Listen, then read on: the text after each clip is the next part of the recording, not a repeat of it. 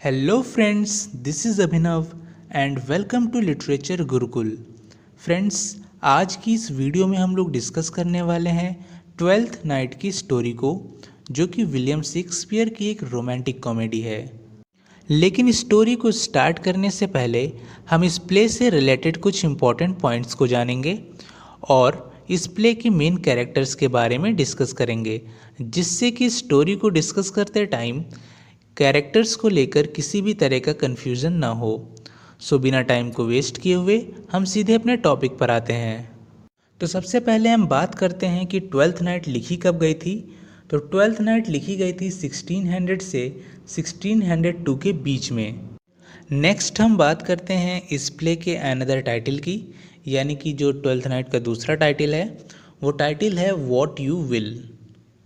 Next अब हम बात करते हैं इस प्ले के पब्लिकेशन डेट की। तो ट्वेल्थ नाइट सबसे पहले पब्लिश हुई थी 1623 में फर्स्ट फोलियो में। अब हम बात करते हैं इस प्ले की सेटिंग के बारे में। तो इस प्ले की सेटिंग है इलीरिया और ये एक रोमांटिक कॉमेडी है 5 एक्ट्स में, जिसमें एक लव ट्रायंगल को दिखाया गया है। तो वो लव ट्रायंगल किसके किसके बीच में बनता है, कौन किसको मिलता है या किसको कौन मिलती है, ये हम जानेंगे कहानी में। अब हम लोग डिस्कस करते हैं ट्वेल्थ नाइट के कैरेक्टर्स के बारे में, देन हम लोग डिस्कस करेंगे इस प्ले की स्टोरी को। इस प्ले की पहली और मेन कैरेक्टर है वियोला, जिसे हम वायला भी कह सकते हैं, जो कि एक यंग वुमेन होती है और अपने आप को डिस्गाइज करती है एज अ यंग बॉय और अपना नेम रखती है सिजेरियो। नेक्स्ट कैरेक्टर की बात की जाए तो वो है सेबेस्टियन, जो कि वियोला का ट्विन ब्रदर यानी कि जुड़वा भाई होता है और दोनों की शक्लें आपस में काफ़ी हद तक मिलती जुलती हैं। नेक्स्ट कैरेक्टर है ड्यूक ऑर्सिनो, जो कि इलीरिया का ड्यूक होता है। नेक्स्ट मेन कैरेक्टर है ओलिविया, जो कि एक वेल्दी काउंटेस होती है। एंड अगले कैरेक्टर की बात की जाए तो वो है मालवोलियो, जो कि स्टेवर्ड होता है ओलिविया का। नेक्स्ट कैरेक्टर की बात की जाए तो वो है मारिया, जो कि ओलिविया की जेंटल वुमेन होती है। अगले कैरेक्टर की बात करें तो वो हैं सर टॉबी बेल्क, जो कि ओलिविया के अंकल होते हैं। नेक्स्ट कैरेक्टर है फेस्टे, जो कि एक क्लाउन होता है एंड ओलिविया का सर्वेंट होता है। नेक्स्ट कैरेक्टर की बात की जाए तो वो है सर एंड्रयू ऑक्चिक, जो कि फ्रेंड होते हैं सर टॉबी के। अगले कैरेक्टर की बात करें तो वो है फैबियन, ये भी ओलिविया का एक सर्वेंट होता है। नेक्स्ट कैरेक्टर है एंटोनियो, जो कि एक सी कैप्टन होता है और सेबेस्टियन का फ्रेंड होता है। अगले कैरेक्टर्स की बात की जाए तो वो हैं वैलेंटाइन एंड क्यूरियो, जो कि जेंटलमैन होते हैं attending on the Duke Orsino, या फिर हम कह सकते हैं कि ड्यूक ऑर्सिनो के सर्वेंट होते हैं। नेक्स्ट एंड लास्ट कैरेक्टर है अ सी कैप्टन, जो कि फ्रेंड होता है वियोला का। तो फ्रेंड्स, ये थे प्ले के कैरेक्टर्स। अब हम लोग डिस्कस करते हैं इस प्ले की स्टोरी को।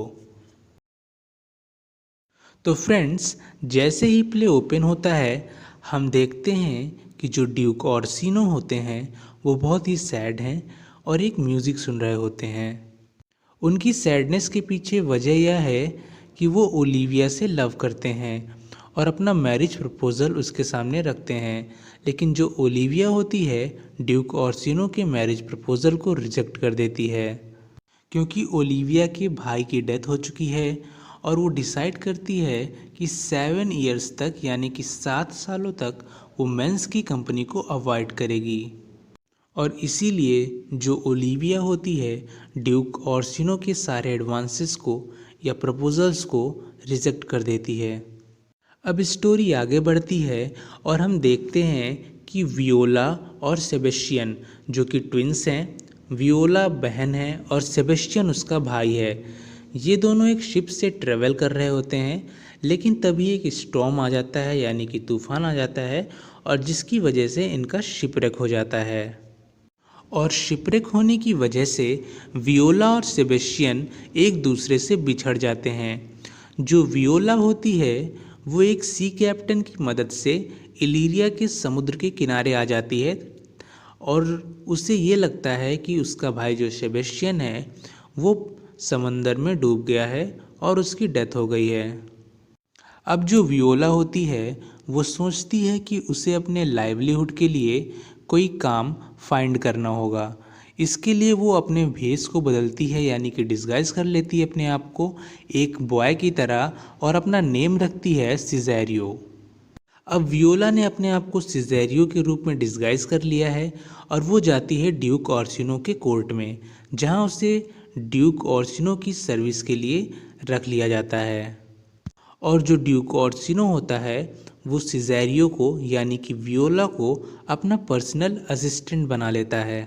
अब जो ड्यूक ऑर्सिनो होता है वो सिजेरियो से ओलिविया के बारे में सारी बातें शेयर करता है और एक लव लेटर के साथ सिजेरियो को ओलिविया के घर भेज देता है, जिससे कि ओलिविया जो है ऑर्सिनो के मैरिज प्रपोजल को एक्सेप्ट कर ले।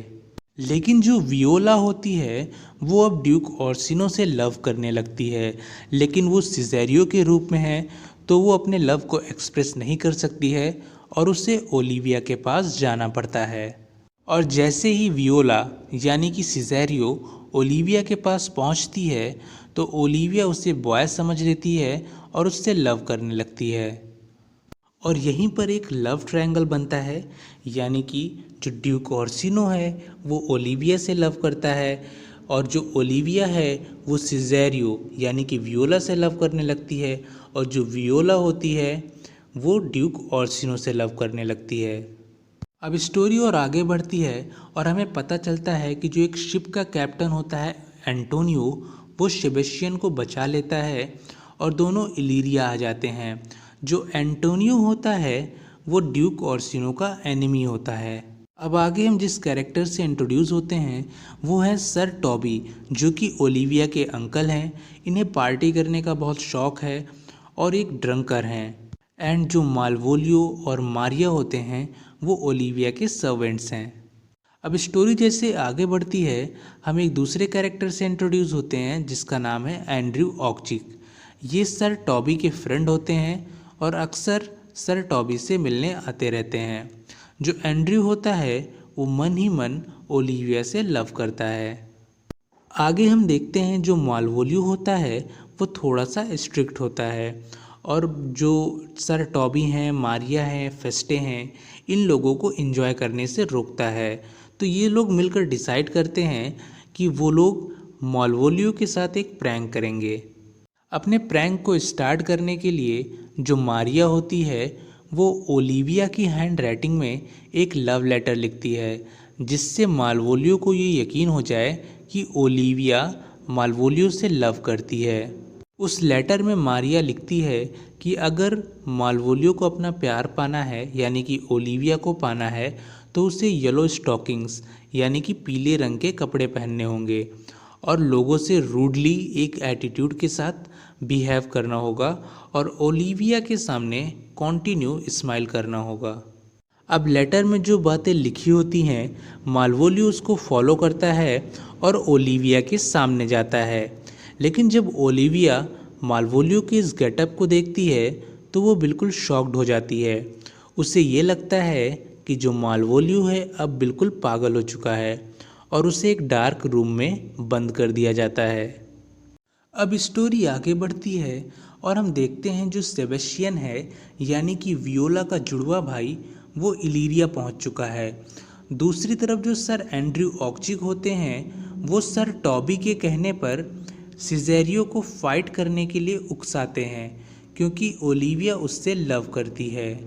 अब उन दोनों के बीच में फाइट होने ही वाली होती है कि सेबेस्टियन का फ्रेंड एंटोनियो वहां आ जाता है और उन दोनों के बीच में होने वाली फाइट को रोक देता है, क्योंकि एंटोनियो को लगता है कि सिजेरियो जो है एक्चुअल में सेबेस्टियन है। दूसरी तरफ जो ओलिविया होती है वो सेबेस्टियन को सिजेरियो समझ लेती है और उससे मैरिज कर लेती है। और इसके बाद जो एंड्रयू ऑक्चिक होता है वो सेबेस्टियन को सिजेरियो समझ लेता है और उससे फाइट करने की कोशिश करता है, लेकिन जो सेबेस्टियन होता है वो उसकी पिटाई कर देता है। इसके बाद जो ड्यूक ऑर्सिनो होते हैं वो सिजेरियो के साथ ओलिविया से मिलने उसके घर जाते हैं और अपना मैरिज प्रपोजल ओलिविया के सामने रखते हैं। अब जब ड्यूक ऑर्सिनो ओलिविया के सामने अपना मैरिज प्रपोजल रखते हैं तो इस पर ओलिविया कहती है उसने तो सिजेरियो यानी कि वियोला से शादी कर ली है। तो इस पर जो वियोला होती है वो बहुत ही कंफ्यूज हो जाती है, बहुत ही परेशान हो जाती है कि कैसे इस बात पर अपनी सफाई दे और अपने आप को ये साबित करे कि उसने ओलिविया से शादी नहीं की है। ये सारी बातें चल ही रही होती हैं कि तभी वहाँ पर सेबेस्टियन आ जाता है और कहता है कि ओलिविया की शादी उससे हुई है। तभी जो वियोला होती है वो सारी बातों को रिवील करती है और कहती है कि जो सेबेस्टियन है वो उसका जुड़वा भाई है। और यहीं पर वियोला जो होती है वो अपने रियल गेटअप में आ जाती है, यानी कि सिजेरियो से वियोला के फॉर्म में आ जाती है। अब जो वियोला होती है वो ड्यूक ऑर्सिनो के सामने अपने लव को एक्सप्रेस करती है और ड्यूक ऑर्सिनो और वियोला की शादी हो जाती है। और यहीं पर हमें ये भी पता चलता है कि सर टॉबी एंड मारिया ने भी शादी कर ली है। अब जो फैबियन होता है वो ओलिविया को बताता है उस प्रैंक के बारे में जो मालवोलियो के साथ हुआ है। लास्ट में जो मालवोलियो है वो कहता है कि इस प्रैंक का बदला वो ज़रूर लेगा और यहीं पर जो प्ले है वो एंड हो जाता है। सो आई होप फ्रेंड्स कि आप लोगों को स्टोरी समझ आ गई होगी। अगर वीडियो अच्छी लगी आपको तो वीडियो को लाइक कीजिए, शेयर कीजिए एंड चैनल को सब्सक्राइब करना ना भूलिए।